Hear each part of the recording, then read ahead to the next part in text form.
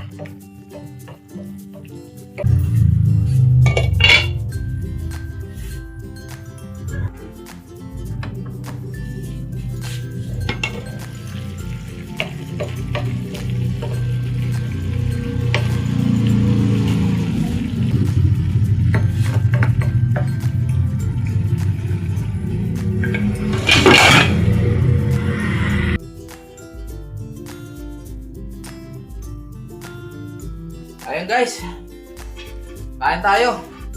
Hindi na ako nakapagsaing. Sarap ang ating ulam. Yan, ito yung linuto natin na malunggay. Tapos itong isda, itong tilapia, ulam ko ito kagabi. Kagabi pa inihaw. Ngayon, siyempre, init muna natin kagabi bago tayo natulog para panghalo sa gulay. So ito, malunggay na may gata. Ayan guys, kain na na. Pala ko magkamay eh. Saro na lang.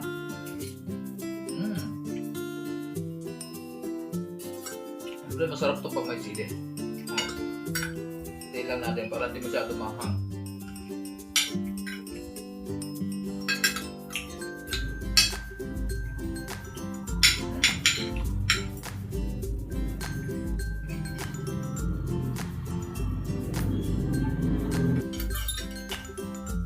Ito, sarap yung ihaw na to.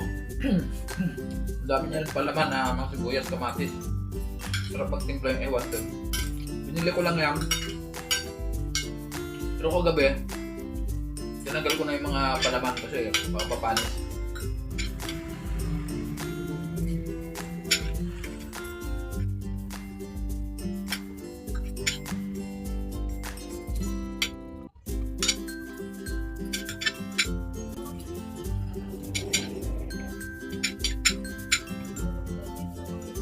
Tama lang diba?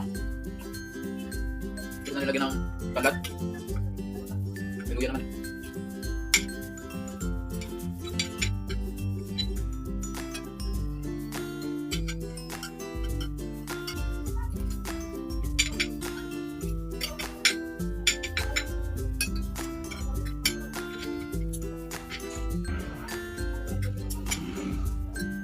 Dami pala nung nagluto ko yun.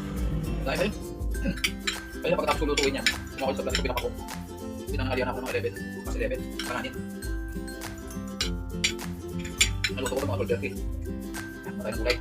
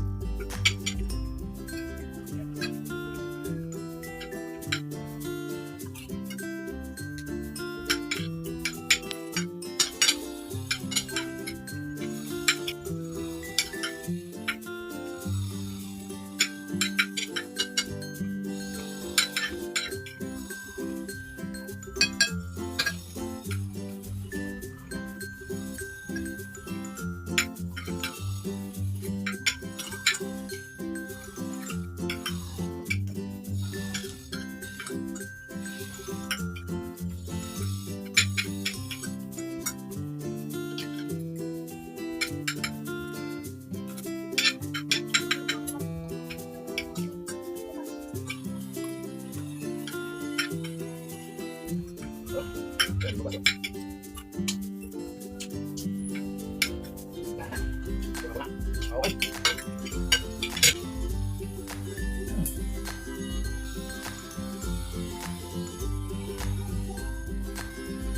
Ayan. Maraming salamat sa inyo guys sa pagsama nyo sa akin. Pag-prepare, pagluluto at saka pagkain. God bless po sa ating lahat. Maraming salamat.